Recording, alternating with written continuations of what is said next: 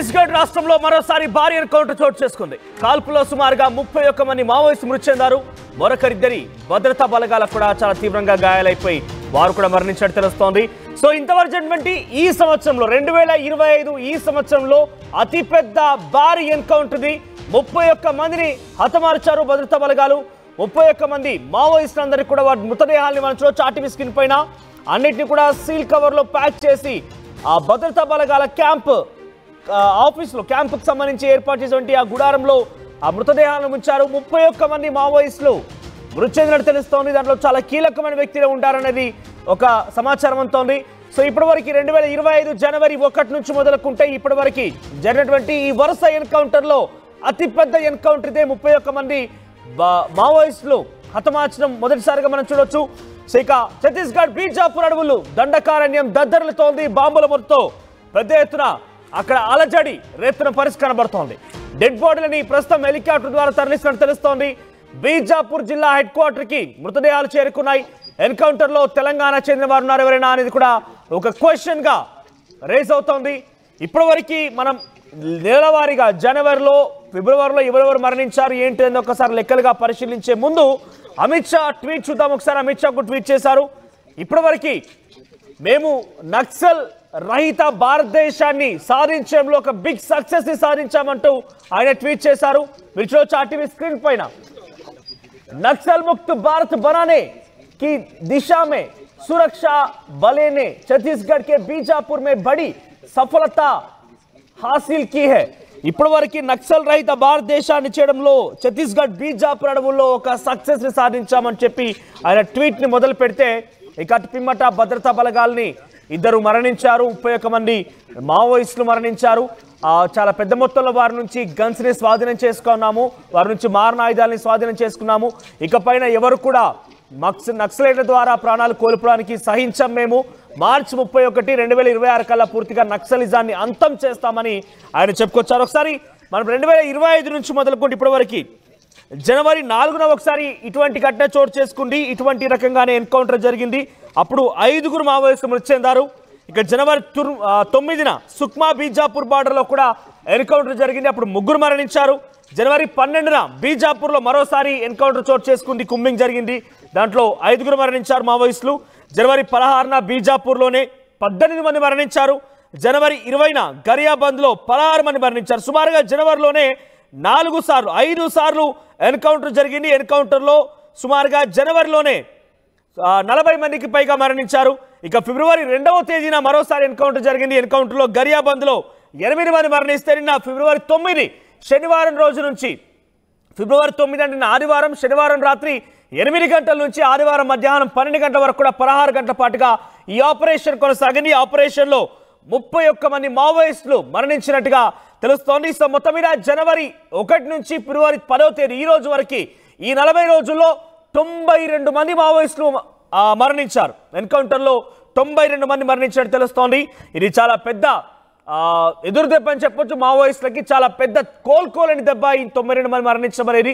మరి దీనికి సంబంధించి ఎలా ఉంటుంది? ఇప్పటివరకు మరణించిన వారిలో కీలకమైన నేతలే ఉన్నారు. మనం చాలా వరకు మాట్లాడుకున్నాం. ఇప్పుడు ఈ రోజు మరణించినటువంటి 31 మంది మృతదేహాల్లో కీలకమైన వ్యక్తులు ఎవరెవరు ఉన్నారు వారికి సంబంధించి డీటెయిల్స్ మనం తెలుసుకునే ప్రయత్నం చేద్దాం. ప్రతినిధి ఉదయ్ జాయిన్ అవుతున్నారు ఫోన్ లైన్లో. ఎస్ ఉదయ్, ఏంటి ఈ రోజు 31 మంది మరణించిన దాంట్లో ఎవరైనా కీలకమైన వ్యక్తులు ఉన్నారా? అంటే కొంతమంది అటు ప్రతిపక్షాలు కానివ్వండి, ముఖ్యంగా విపక్ష పార్టీలు కానివ్వండి, మావోయిస్ట్ సానుకూలమైనటువంటి కొన్ని కమ్యూనిస్టు పార్టీలు కూడా ఇదంతా బూటకపు ఎన్కౌంటర్లో ఎవరైతే మావోయిస్ట్ మద్దతుదారులుగా ఉన్నారో వారిని మాత్రమే హతమార్చి మావోయిస్టుగా వారికి ముద్ర వేస్తున్నారని చెప్పి వాళ్ళందరూ చెప్తున్నారు. సో ఈరోజు 31 మందిలో ఎవరెవరు ఉన్నారు, వాళ్ళకి సంబంధించిన డీటెయిల్స్ ఏంటి? ఛత్తీస్గఢ్ చరిత్రలోనే యాంటీ నక్సల్స్ ఆపరేషన్ లో నిన్న జరిగినటువంటి ఎన్కౌంటర్ 2వ ఎన్కౌంటర్ గా భద్రతా బలగాలు పేర్కొంటున్నాయి. గత ఏడాది అక్టోబర్ 4వ తేదీన నారాయణ దంతెవాడ జిల్లాల సరిహద్దు అబూజ్మట్ లో అతిపెద్ద భారీ ఆపరేషన్ జరిగింది. ఆ ఘటనలో మొత్తం 38 మంది మావోయిస్టులను భద్రతా బలగాలు ముట్టబెట్టగలిగాయి. 2024లో ఇదే అతిపెద్ద ఆపరేషన్ గతంలో భద్రతా బలగాలు వెల్లడించాలని చూసాం. కానీ ఈ ఏడాది కేవలం 2 నెలల వ్యవధిలోనే సుమారు 38 రోజుల వ్యవధిలో 2 నెలలు కూడా కాదు కేవలం 38 రోజుల వ్యవధిలోనే సుమారు 92 మందికి పైగా మావోయిస్టులను భద్రతా బలగాలు మట్టుబెట్టాయని నిన్న స్పష్టంగా బస్తర్ రేంజ్ ఐజీ సుందర్ తో పాటు భద్రతా బలగాలు స్పష్టంగా పేర్కొన్నాయి. నిన్న జరిగినటువంటి ఎన్కౌంటర్ కు సంబంధించిన అంశాన్ని ప్రతి ఒక్క అంశాన్ని కూడా భద్రతా బలగాలు మీడియా ఎదుటైతే పేర్కొన్నాయి. మొత్తం 31 మంది మావోయిస్టులను మట్టుబెట్టగలిగిపై ఈ ఆపరేషన్ కి సంబంధించి ప్రధానంగా టెక్నికల్ ఇంటెలిజెన్స్ ఇన్పుట్ ఆధారంగానే తమ సీనియర్ క్యాడర్ ఇన్ఫర్మేషన్ ఆధారంగానే ఈ ఆపరేషన్ లాంచ్ చేసినట్లు భద్రతా బలగాలు పేర్కొంటున్నాయి. మొత్తం ఈ ఆపరేషన్ లో 600 మంది special task force, district reserve guards తో పాటు బస్తర్ ఫైటర్స్ సంయుక్తంగా ఈ ఆపరేషన్ ను చేసినట్లు, ఈ ఆపరేషన్ నిర్వహించినట్లు భద్రతా బలగాలు పేర్కొంటున్నాయి. ప్రధానంగా డిస్ట్రిక్ట్ రిజర్వ్ గార్డ్ సంబంధించి హెడ్ కానిస్టేబుల్ నరేష్ ధ్రువ్, అదేవిధంగా కానిస్టేబుల్ వసీత్ రాబ్తేను తాము కోల్పోయినట్లు కూడా భద్రతా బలగాలు పేర్కొన్నాయి. ఈ ఇద్దరు జవాన్లు మరణం పట్ల ఛత్తీస్గఢ్ ప్రభుత్వంతో పాటు కేంద్ర ప్రభుత్వం కూడా స్పందించింది. ఆ వీర మరణులకు నివాళులు కూడా అర్పించినటువంటి పరిస్థితి కనిపిస్తుంది. మొత్తం మృతి చెందినటువంటి మావోయిస్టులో 11 మంది మహిళలు, 20 మంది పురుష మావోయిస్టులు కూడా భద్రతా బలగాలు పేర్కొని ఈ ఆపరేషన్ కి సంబంధించి ఇంకొంత ముందుకు వెళ్తే మనం ఈ ఆపరేషన్ సరిగ్గా ఇంద్రావతి నేషనల్ ఏరియా పార్క్ సమీపంలోని మందేడ్ అటవీ ప్రాంతం ఫర్సేగర్ పోలీస్ స్టేషన్ పరిధిలో నిన్న ఉదయం నుంచి అటు భద్రతా బలగాలకు అటు మావోయిస్టులకు మధ్య ఎదురు కాల్పులు జరిగినట్లు సమాచారం ఉంటుంది. నిన్న సాయంత్రం 4 గంటల వరకు కూడా ఈ ఆపరేషన్ కొనసాగినట్లు తెలుస్తుంది. ఆ తర్వాత సుమారు ఆ ఘటనా ప్రదేశం నుంచి 10 కిలోమీటర్ల వరకు కూడా మావోయిస్టుల మృతదేహాలకు సంబంధించినటువంటి సర్చింగ్ కూంబింగ్ ఆపరేషన్ ను భద్రతా బలగాలు అయితే చేపట్టాయి. ఏదేమైనప్పటికీ గత ఏడాది జరిగినటువంటి మావోయిస్టు ఎన్కౌంటర్ ఆపరేషన్స్, ప్రధానంగా యాంటీ నక్సల్స్ ఆపరేషన్ లో అతిపెద్ద ఎన్కౌంటర్ నారాయణపూర్ దంతేవాడ జిల్లాల సరిహద్దులోని అబూజ్బడ్ ఎన్కౌంటరే. అది అందులో 38 మంది మావోయిస్టులను భద్రతా బలగాలు మట్టుబెట్టగలిగితే ఈ ఏడాది ప్రస్తుతం నిన్న జరిగినటువంటి ఇంద్రావతి నేషనల్ పార్క్ ఏరియా ప్రాంతంలో జరిగినటువంటి ఎన్కౌంటర్ లో మొత్తం 31 మంది మావోయిస్టులను భద్రతా బలగాలు పెట్టగలిగితే ప్రధానంగా మృతుల్లో తెలంగాణకు సంబంధించినటువంటి నార్త్ తెలంగాణ జోనల్ కమిటీతో పాటు ఛత్తీస్గఢ్, మహారాష్ట్రకు సంబంధించినటువంటి సీనియర్ మావోయిస్ట్ క్యాడర్ ఉండే అవకాశం ఉంటుందని ప్రస్తుతం భద్రతా బలగాలు ఒక అభిప్రాయాన్ని అయితే వ్యక్తం చేస్తున్నాయి. ఇంకా దానికి సంబంధించి ఒక క్లారిఫికేషన్ అధికార ప్రకటన రావాలి. ఎందుకంటే అటు తెలంగాణ గ్రేహౌండ్స్ ఇన్పుట్ తో పాటు అటు ఛత్తీస్గఢ్, మహారాష్ట్ర సంబంధించినటువంటి 3 రాష్ట్రాల పోలీస్ విభాగాలు ఈ అంశంలో కొంత పరిశీలన జరపాల్సి ఉంటుంది. ప్రస్తుతం ఘటనా ప్రదేశానికి నిన్న సాయంత్రం వరకు ఫోరెన్సిక్ సైన్స్ టీమ్ తో పాటు పూర్తిగా ఇతరత్ర నిపుణులు కూడా వెళ్లారు. అక్కడ దొరికినటువంటి ప్రదేశం జరిగినటువంటి కాల్పుల పరిస్థితి కావచ్చు, అక్కడ దొరికినటువంటి మందుగుడు సామగ్రిపై పూర్తి స్థాయిలో విశ్లేషణ కూడా జరిపారు. చాలా పెద్ద మొత్తంలో ఇన్సర్స్, AK-47 ఆటోమేటిక్ రైఫిల్స్, ఇతరత్ర మందుగుండు సామగ్రి, టిఫిన్ బాక్స్ బాంబులు కావచ్చు, ఇతరత్ర కార్డియాక్స్, వైర్స్, ఇలా చాలా పెద్ద ఎత్తున విస్ఫోటనం కలిగించే భారీ మందుగుండు సామగ్రిని అయితే ఘటనా ప్రదేశం నుంచి భద్రతా బలగాలు స్వాధీనం చేసుకోగలిగాయి. చాలా పెద్ద మొత్తంలో విప్లవ సాహిత్యంతో పాటు మావోయిస్ట్ కార్యకలాపాలకు సంబంధించినటువంటి అధికారిక ప్రకటనలు రిలీజ్ చేసే లెటర్ ప్యాడ్స్ కూడా పెద్ద మొత్తంలో ఘటనా ప్రదేశంలో అయితే లభ్యమయ్యాయని ప్రస్తుతం భద్రతా బలగాలు అయితే పేర్కొంటున్నాయి. చాలా పక్కా ఇంటెలిజెన్స్ ఇన్పుట్ ఆధారంగానే ఈ ఆపరేషన్ లాంచ్ చేసినట్టు చెప్తున్నాయి. ఎక్కువగా అటు మహారాష్ట్ర నుంచి గడ్చిరోలి జిల్లా మీదుగా అటు ఛత్తీస్గఢ్ లోకి ప్రవేశానికి, అదేవిధంగా ఇంద్రావతి ఏరియా చాలా పెద్ద ఎత్తున ఒక సేఫ్ జోన్ గా మావోయిస్టులకు పరిగణింపబడుతుంది. నిజానికి నిన్న మొన్నటి వరకు ఈ ప్రాంతం అంటే సరిగ్గా బీజాపూర్ జిల్లాలోని ఇంద్రావతి నేషనల్ పార్క్ ఏరియా ప్రాంతం మావోయిస్టులకు సేఫ్ జోన్ గా ఉండేది. కానీ అటువంటి ప్రాంతానికి కూడా వెళ్లి భద్రతా బలగాలు ఒక సర్జికల్ స్ట్రైక్ మాదిరిగా ఈ ఆపరేషన్ నిర్వహించాయనేది భద్రతా బలగాలు చెప్తున్నాయి. అంటే మునుపెన్నడూ లేని ఒక ఆపరేషన్ తాము సఫలీకృతం చేయగలిగామని చెప్పి భద్రతా బలగాలు ఒక తమ విజయ గర్వాన్ని అయితే ప్రదర్శించినటువంటి పరిస్థితి కనిపిస్తుంది. 31 మంది మావోయిస్టులను మట్టుబెట్టడం ద్వారా నిజంగా మావోయిస్టు పార్టీకి తీరని నష్టాన్ని చేయగలగాలనేది భద్రతా బలగాలు వచ్చినటువంటి సమాధానం. ఏదేమైనప్పటికీ గత ఏడాదితో పోలిస్తే ఏ మాత్రం దూకుడు తగ్గకుండా ఈ ఏడాది తొలి ఆరంభంలోనే పెద్ద ఎత్తున మావోయిస్టులపై ఎదురు కాల్పుల ఘటనలు విజయాలు నమోదు చేస్తున్నాయి భద్రతా బలగాలు. మొత్తం తెలంగాణకు సంబంధించిన వారు ఎవరైనా కీలకమైన వ్యక్తులు ఉన్నారా? అట్ ది సేమ్ టైం ఈ రోజు 31 మంది మరణాలకు సంబంధించిన విషయం పైన మావోయిస్టు పార్టీ ఏం చెప్తోంది? కమ్యూనిస్టులు కానివ్వండి, లేకపోతే అక్కడ మావోయిస్టు మద్దతుదారులందరూ కూడా ఏ రకంగా తమ సంఘీభావాన్ని కానివ్వండి, లేకపోతే తమ మద్దతును తెలియజేస్తున్నారు? ఈ యొక్క వార్త తర్వాత వారిలో ఎటువంటి విషాదం నెలకొంది? మొదటి నుంచి కూడా జరుగుతున్నటువంటి వరుస ఎన్కౌంటర్లపై ఎక్కువగా మావోయిస్టు మృతి చెందుతున్న అంశాన్ని ప్రధానంగా పౌర హక్కుల వ్యక్తులు కావచ్చు, ఆ పార్టీ సానుభూతి పనులు ప్రజా సంఘాలు పెద్ద ఎత్తున ఆవేదన వ్యక్తం చేస్తుంటాయి. ఇవన్నీ కూడా బూటకపు ఎన్కౌంటర్లనే ప్రజా సంఘాలు ప్రతి విషయంలో కూడా ఖచ్చితంగా రెస్పాండ్ అవుతూ ఉంటాయి. ప్రధానంగా వాళ్ళు ఆరోపించినటువంటి ఒక కీలకమైనటువంటి అంశం, ఎందుకు మృతుల సంఖ్య క్రమక్రమంగా పెరుగుతూ ఉంటుంది, గంట గంటకు ఎందుకు మృతుల సంఖ్య పెరుగుతూ ఉంటుంది, వీళ్ళని చాలా పకడ్బందీగా ఆ ఘటన ప్రదేశానికి తీసుకువెళ్లి బూటకపు ఎన్కౌంటర్ చేశారని ప్రధానంగా పౌర హక్కుల పెద్ద ఎత్తున తమ అభిప్రాయాన్ని వెలిబుచ్చుతూ ఉంటారు. కానీ భద్రతా బలగాలు మాత్రం ఖచ్చితంగా తాము ఒక ప్లాన్ ఆపరేషన్ చేశాము, వాళ్ళు తాముకు తారసపడ్డప్పుడే ఎదురు కాల్పులు ప్రారంభించినప్పుడే తాము తిరిగి ఆత్మరక్షణ కోసం ఎదురు కాల్పులు జరిపామని చెప్పి భద్రతా బలగాలు కూడా అనేక భిన్నమైనటువంటి సమాధానాలు వినిపిస్తుంటాయి. ఏదేమైనప్పటికీ దండకారణ్యం వ్యాప్తంగా రక్తపాతం అనేది అటవీ ప్రాంతంలో నిత్యకృత్యం అయిపోయింది అనేది మనం చూస్తూనే ఉన్నాం. ఎందుకంటే గత ఏడాది దాదాపు 163కు పైగా సైనిక ఆపరేషన్ జరిగితే మొత్తం 290 మందికి పైగా మావోయిస్టులు మృతి చెందినటువంటి ఉదంతాలు కనిపించింది. సో ఈ ఏడాది ఆరంభంలోనే సుమారు 92 మంది మావోయిస్టులను భద్రతా బలగాలు మట్టుబెట్టగలిగాయి.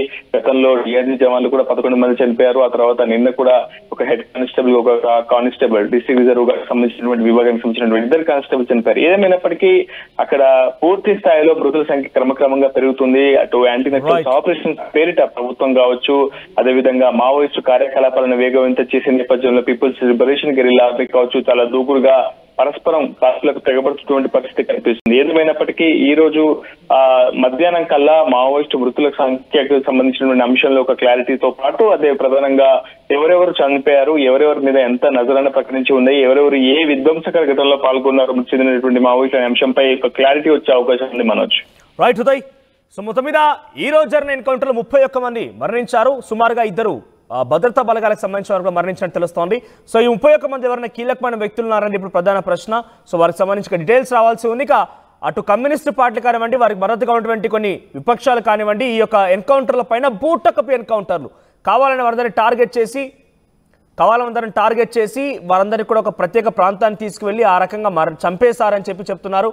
మద్దతుదారులుగా ఉన్న వారిని కేవలం వారందరినీ మావోయిస్టులుగా ముద్ర వేసి వారందరూ కూడా హతమార్చే ప్రయత్నం చేస్తున్నారని చెప్పి వాళ్ళు చెప్తున్నారు. 2026 మార్చి 31 కల్లా పూర్తిగా ఈ నక్సలిజం అనే పదాన్ని భారతదేశంలో వినపడకుండా చేస్తామని అమిత్ షా కంకణం కట్టుకొని మనం చూస్తున్నాం. వరుసగా ఎన్కౌంటర్ పాల్పడుతున్నారు. వరుస ఎన్కౌంటర్లో ఇప్పటివరకు ఈ 40 రోజుల్లో 92 మంది మృతి చెందినట్టు తెలుస్తోంది. మీరు చూడొచ్చు ఆర్టీవీ స్క్రీన్ పైన మీరు అమిత్ షా ట్వీట్ చూస్తున్నారు. అమిత్ షా ట్వీట్కి సంబంధించి చూడొచ్చు. సో అమిత్ షా చాలా క్లియర్గా ఇది ఒక బిగ్ సక్సెస్ అంటూ అభివర్ణిస్తూ మాట్లాడుకొచ్చారు ఆయన. ఒకసారి ఆర్టీవీలో కూడా మీకు కామెంట్ బాక్స్లో ఒక పోల్ అయితే ఉంది. నక్సల్ రహిత భారతం సాధ్యమేనా అని మీరు భావిస్తున్నారు? నక్సల్ రహిత భారతం అనేది సాధ్యమవుతుందా అని మీరు భావిస్తున్నారా? ఎందుకనంటే నక్సలిజం అనేది ఒక ఐడియాలజీ. ఆ ఐడియాలజీని పూర్తిగా లేకుండా రూపుమాపాలనే ఆలోచన బీజేపీ చాలా కంకణబద్ధంగా ముందుకు వెళ్తోంది. మరి దాన్ని సాధ్యం కాకుండా దాన్ని పూర్తిగా కూడా రహితం చేయడం అంటే పూర్తిగా తొలగించడం అనేది సాధ్యమవుతుందా? మీ అభిప్రాయాన్ని కామెంట్ రూపంలో తెలియజేసే ప్రయత్నం చేయండి. రైట్. ఇక మనం చూస్తే కనుక జనవరి 4న మొదటిగా ఈ 2025లో మొదటి ఎన్కౌంటర్ జరిగింది. అబూజ్ మోడ్లో జరిగింది. అది అక్కడ 5 మరణించారు. జనవరి 9న సుక్మాపూర్ బీజాపూర్ బార్డర్లో జరిగింది. బీజాపూర్ బార్డర్లో 3 మరణించారు మావోయిస్టులు. జనవరి 16న బీజాపూర్లో జరిగితే 18 మంది మరణించారు. జనవరి 20న గరియాబంద్లో 16 మంది మరణించారు. ఫిబ్రవరి 2న గరియాబంద్లో మరోసారి 8 మంది మరణించారు.